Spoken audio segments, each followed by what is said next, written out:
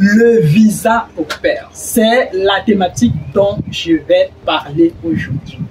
Et voilà, si tu me découvres pour la première fois, moi c'est Landry, je suis camerounais, je vis en Allemagne et heureusement aujourd'hui il fait très beau, il y a un très beau soleil. Et j'étais assis là sur mon balcon en train de réfléchir et puis je me disais bon, pourquoi ne pas faire une vidéo ici, parce que j'étais là avec mon assiette de pastèque qui est là avec un livre que je m'amuse à lire tous ces temps-ci. Et donc du coup, au cours des 10 prochaines minutes environ, je m'en vais te dire tout ce que tu dois savoir sur le visa au pair, parce qu'il y a de plus en plus de personnes qui nous contactent, qui veulent voyager avec cette catégorie de visa-là.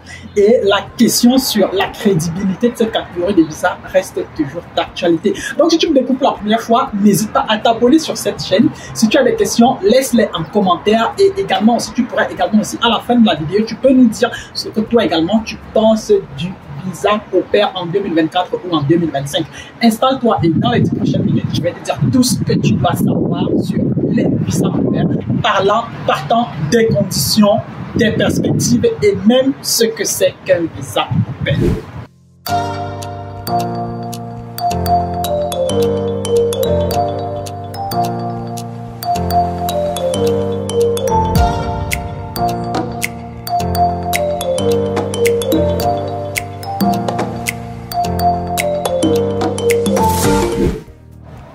Alors, comme j'aime souvent le faire dans pas mal de vidéos, je partage avec toi un livre de ma bibliothèque.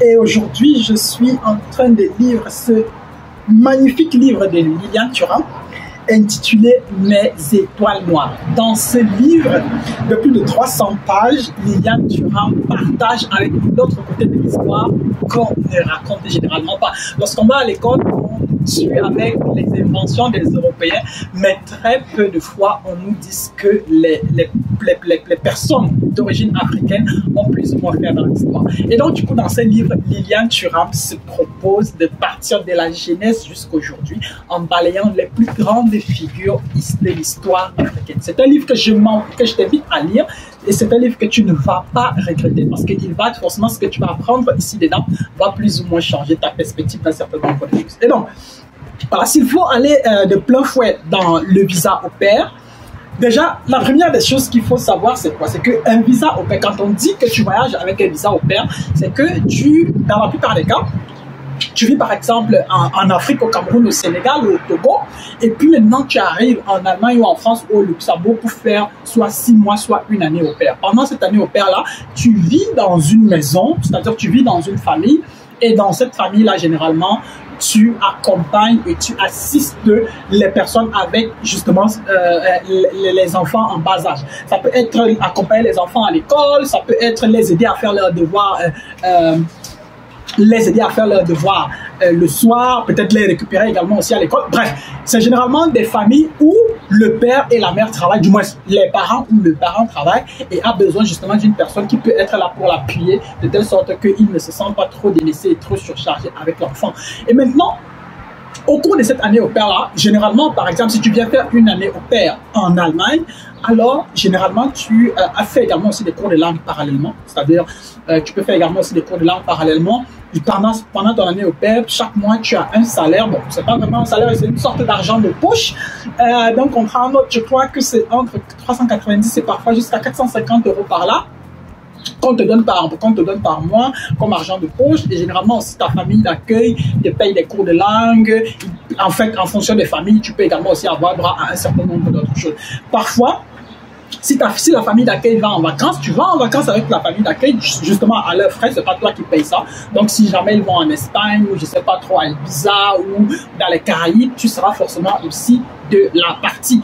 Et donc justement, tu vois donc que c'est une année qui te permet non seulement d'apprendre, non seulement de gagner en expérience, mais de comprendre également la société dans laquelle tu pourrais peut-être te projeter dans l'avenir, la société dans laquelle tu pourrais vivre. Et donc, si toi tu veux venir faire au pair, il y a également aussi un certain nombre de conditions que tu dois remplir. Et après ton année au pair, il faudra également aussi que tu aies des perspectives.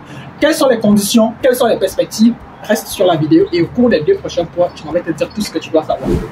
Quelles sont les conditions pour avoir un visa au pair? C'est la question la plus cruciale parce que il y a maintenant, les conditions vont généralement intervenir à 2 endroits, c'est-à-dire à 2 niveaux. Le premier niveau sera le niveau où tu dois trouver le contrat au pair. Le deuxième niveau, ce sera le niveau du visa. S'il faut déjà aller au niveau du contrat au pair, il faut que tu t'entendes avec une famille. Généralement, bon, tu peux trouver la famille en privé, tout comme tu peux passer par des agences spécialisées qui peuvent t'aider à trouver une famille d'accueil. Et pour ce qui est... un instant. Et s'il faut par exemple passer par une agence, par exemple, si tu contactes une agence comme la nôtre, c'est-à-dire nous, on est chargé maintenant de te trouver une famille d'accueil, on s'en va faire les candidatures et puis on cherche la famille d'accueil pour toi. Et le moment venu, on te met en contact avec la famille d'accueil et si tout se passe bien, tu obtiens le contrat dans cette famille d'accueil-là. Et par la suite, maintenant, il faudra gérer la procédure de visa. Pour ce qui est de la procédure de visa, justement, il faut réfléchir à ça avant même de commencer à chercher le contrat.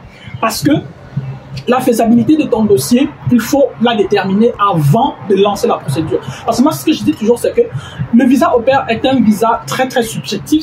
C'est une catégorie de visa où on peut très facilement te refuser le visa en question. C'est la raison pour laquelle il faut bien réfléchir et il faut bien positionner ses cartes avant même de commencer la procédure. Si tu veux par exemple venir faire au pair en Allemagne, rassure-toi au moins d'avoir un certain, au moins peut-être le A1 ou peut-être de préférence minimum le A2, parce que plus ton niveau de langue est élevé, plus tu augmentes également aussi tes chances. Mais maintenant, tu peux également aussi aller faire un séjour au pair en France, au Luxembourg, en Belgique. Mais maintenant, ce que moi, je préfère quand même être vrai avec toi, c'est que c'est une catégorie de visa où on refuse très, très facilement le visa. Parce que on va toujours te demander pourquoi est-ce que tu veux faire au pair. À quoi est-ce que ça va te servir concrètement? Qu'est-ce que ça va t'apporter? Et donc, il faut qu'il y ait une corrélation entre toi, le séjour au pair, et ton profil et tes perspectives d'avenir que tu vas forcément donner ou que tu vas présenter au niveau de l'ambassade. S'il n'y a pas de corrélation entre les trois, tu n'auras pas de visa. Tu n'auras pas de visa, peu importe le dossier que tu apportes là-bas. Imagine par exemple, tu as un baccalauréat, je sais pas, en mécanique, tu as fait des études de mécanique et puis par la suite, tu demandes un visa au pair pour le Luxembourg. Bon, on peut toujours te donner le visa, mais ça peut être compliqué. Si tu demandes par exemple pour l'Allemagne, quand tu vas arriver à l'ambassade d'Allemagne, on va te demander pourquoi tu veux faire une année au pair. En quoi est-ce qu'une année au pair va te servir à toi, par exemple, qui a fait des études de comptabilité et après tes études de comptabilité, tu as peut-être travaillé peut-être 1 ou 2 ans et maintenant tu veux faire une année au pair, à quoi est-ce que ça va te servir? Maintenant, s'il faut mettre même ça de côté, il faut prendre aussi en considération le fait que dans certains pays comme l'Allemagne, il y a un âge limite. Il y a un âge limite qui parfois tourne autour de 26 ans. Dans d'autres pays, parfois, ça tourne autour de 30 ans par là, où jusqu'à 30 ans, tu peux faire une année au pair. Donc, ça aussi, c'est par exemple un détail que tu dois prendre en considération. Si tu vas aller faire ton année au pair, je ne sais pas, aux États-Unis ou en Angleterre, alors, première des choses, c'est que tu dois te renseigner sur l'âge limite et voir si ça correspond justement à toi. Maintenant, moi, je dis, plus ton âge est élevé, moins tu auras, plus c'est compliqué, moins ton âge est élevé, plus tu as peut-être un peu plus de chance de ce côté-là. Et donc, il faut forcément qu'il y ait une corrélation. Nous, par exemple, avant de prendre un dossier au pair, il faut que nous-mêmes en interne, qu'on se rassure et qu'on soit sûr et certain que la personne dont nous prenons le dossier aujourd'hui pourra voyager demain. Maintenant, le tout n'est pas seulement de vouloir faire une année au pair. Le tout n'est pas seulement de vouloir venir en Allemagne ou au Luxembourg ou en Belgique pour venir faire une année au pair. Quand après ton année au pair, qu'est-ce que tu vas faire? Et donc, dans la prochaine partie de la vidéo, je m'en vais évoquer avec toi les perspectives d'avenir lorsque tu termines ton année au pair ou bien lorsque tu arrives en Allemagne ou en Europe avec un visa pair. Quelles sont les perspectives lorsque tu arrives avec un visa au pair en Europe? Qu'est-ce que tu peux faire par la suite? Moi, je dis toujours une chose, c'est que ta stratégie, tu dois la penser avant de quitter ton pays. Tu dois avoir tes idées claires en tête. Mais maintenant, c'est à toi d'être intelligent. Parce que quand tu vas à l'ambassade, tu dois être capable de dire aux gens de l'ambassade, en leur quand tu pars là, après ton séjour au pair, tu vas rentrer. Mais toi, par derrière, quand même, tu dois avoir des plans. Maintenant, avoir tes plans, c'est quoi? C'est que si tu veux, par exemple, étudier, toi qui décides de venir faire, par exemple, au pair en Allemagne, tu dois savoir une chose, c'est que pour étudier en Allemagne, on va te demander un certain niveau de langue. Et donc, du coup, c'est aussi à ton avantage à toi d'arriver peut-être en Allemagne déjà avec minimum un niveau de langue B1, de telle sorte que pendant ton séjour au père, les cours de langue que ta famille d'accueil va te payer, que tu fasses peut-être des cours du niveau B2 et que tu fasses peut-être par la suite des cours du niveau C1. Et comme ça, lorsque tu réussis maintenant ton examen de langue avec ça, tu peux facilement avoir accès à l'université. Maintenant, si toi, par exemple, tu veux faire une formation professionnelle, c'est exactement aussi la même chose. Donc, avant la fin de ton séjour au pair, tu dois déjà remplir un certain nombre de conditions pour que ça passe par la suite. Sinon, ça ne va pas marcher. Maintenant, ce que je voudrais aussi te dire, c'est quoi? C'est que c'est difficile de quitter d'un visa au pair, par exemple, pour un visa de travail. Alors que c'est beaucoup plus simple de quitter du visa au pair pour le visa étudiant ou bien du visa au pair pour le visa formation professionnelle. C'est beaucoup plus simple. Et donc, c'est ça qui doit être dans ta tête. C'est-à-dire, après ton séjour au pair, après mon séjour au pair, qu'est-ce que je vais faire? Est-ce que je vais faire une formation professionnelle? Est-ce que je vais étudier? Si tu veux étudier, alors il faut rappeler les conditions. Si tu veux faire la formation professionnelle, c'est la même chose.